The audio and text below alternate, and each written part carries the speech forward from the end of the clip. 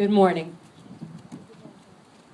Growing up, my brother George and I both were perfectionists and very competitive.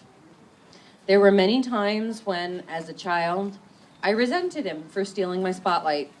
After all, we each graduated from Stuyvesant High School with a very high average.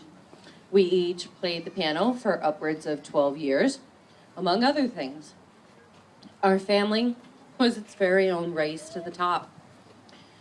Despite my jealousy, I loved my brother and was fiercely protective of him.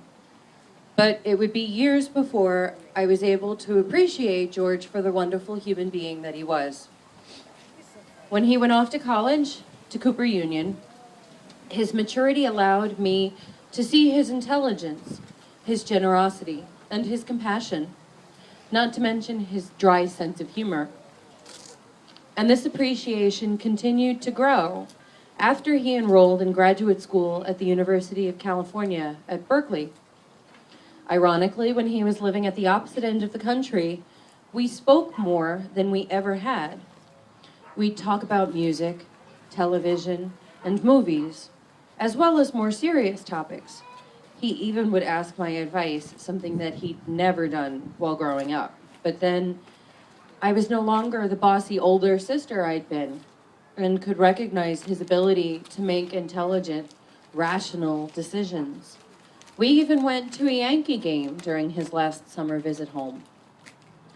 Little did I know that our perfectionism would take an ugly turn, and that our time enjoying each other's company as adults would be cut drastically and tragically short.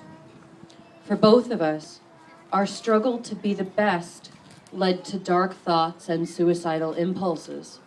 I was fortunate to have been vocal enough to receive help, to give me the strength to hang on as I navigated those dark, hopeless waters. My brother, however, chose to suffer in silence. Although I sensed that aspects of George's decision to search for a job after receiving his master's degree rather than continuing on with the PhD program bothered him, I had no idea how much.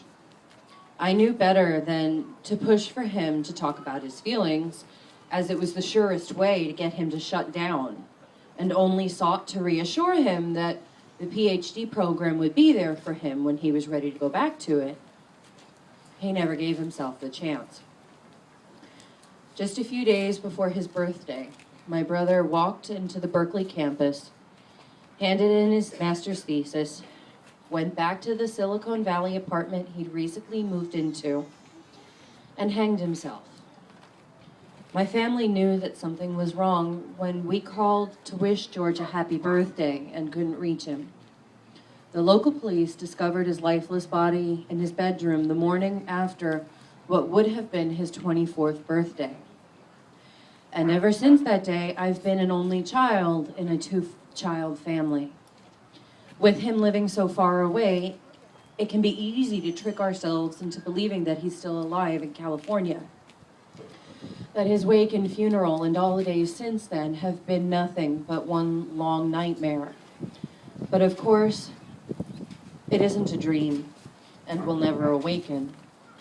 Of all the things that I did as George's older sister, the one thing that I failed to do was to teach him that suicide is a permanent solution to a temporary problem. I failed to show him that as difficult as things can get, and as hopeless as they may seem, life always gets better. And now my family and I will forever suffer from the loss of a talented and vibrant young man with limitless potential. Since that day, so much has changed, yet so much has remained the same.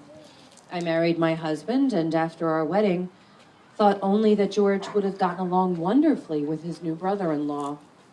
I gave birth to our son, my brother's namesake, who will turn 1 year old in 2 days, and whose uncle never had a chance to hold him. And when my son looks at me with my brother's eyes and with my brother's face, I think of how George will stay forever young in our memories, while the rest of us have to go on living without him. And yet, there is a way to give my brother's tragic death some meaning, to honor and cherish the memories of all those men and women we have lost, thus bringing us here today.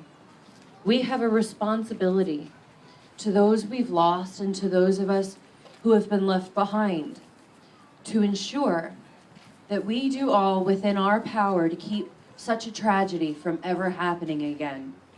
We must make certain that no young light is quenched after suffering in silence from hope and despair, and that no other families and friends are left to suffer the feelings of unspeakable anger, grief, and guilt as they come to terms with the fact that their loved one is gone, yet they're still living.